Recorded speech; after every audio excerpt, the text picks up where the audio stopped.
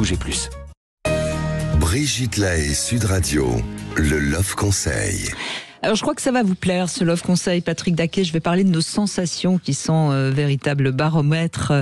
Alors bon, tout le monde est sensible plus ou moins au froid ou à la chaleur, et de la même manière, on est sensible aux atmosphères. Et ça, c'est peut-être pas assez compris pour beaucoup de gens. On est sensible aussi aux personnes qu'on rencontre. Parfois, on rencontre quelqu'un, on a une sensation désagréable, on ne sait pas pourquoi, mais si on est très attentif à ces sensations, on le ressent. Puis parfois, on a une sensation très agréable qui va parfois même jusqu'au coup de foudre. Donc, on voit bien qu'on a des sensations, et c'est pour ça que je dis nos sensations sont un véritable baromètre qui nous permettent de nous protéger ou de nous libérer. Et voilà le conseil que je donne aujourd'hui, sentez plus et pensez moins. Alors, vous êtes d'accord avec ça, j'imagine? Tout à fait, bon. Brigitte. Ça m'étonne pas. Alors comment? Tout simplement à laisser un petit peu plus vos sens prendre le pas sur la raison. Donc dans un premier temps, fermez pas forcément les yeux, mais essayez d'être un petit peu plus dans ce que vous ressentez quand vous êtes dans un nouveau lieu, quand vous êtes face à une nouvelle personne. Écoutez peut-être un peu plus la personne qui vous parle sans vouloir tout de suite lui répondre.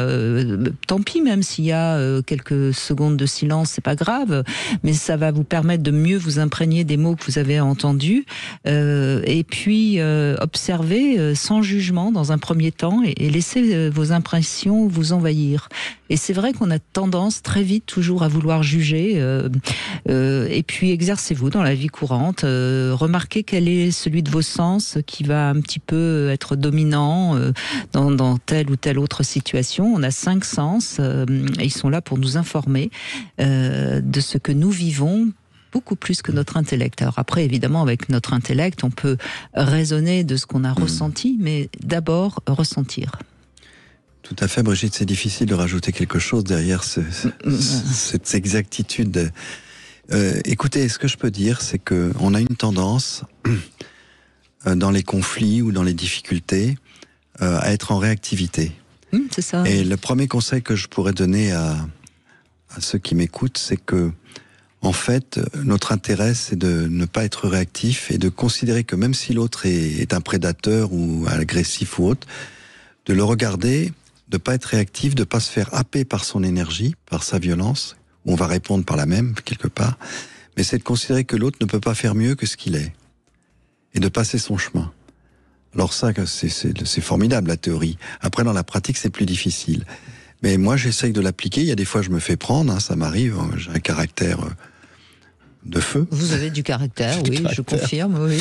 Mais ça n'empêche que j'essaye de ne pas me faire prendre par la difficulté de l'autre, et au contraire, après avoir passé mon chemin, d'avoir la compassion pour la difficulté qu'il ressent, parce que chacun est sur son chemin de guérison.